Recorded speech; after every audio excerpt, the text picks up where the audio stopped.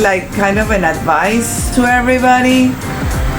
We are setting up a transmitter here in a site, and one of the important things to consider and have it in your checklist is before you leave and before you go and close the building and go home, make sure that these holes are closed, okay, or sealed.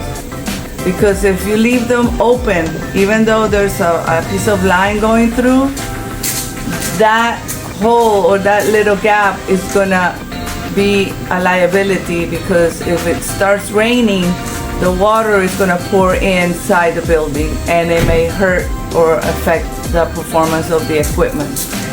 So have this in mind for the future. I know a lot of people are aware of this, but I know for a fact that are many that they just forget about it. Actually, personally, I did as a project manager. I thought everything was done, and when I was going through my checklist this morning before leaving the hotel, I realized that in the list I had this pending and I did not do it. So I had to come back with my team and take care of it before going back home. So just have it in mind for the future. I think it's an important note that you should have in your mind when you're finishing up a job.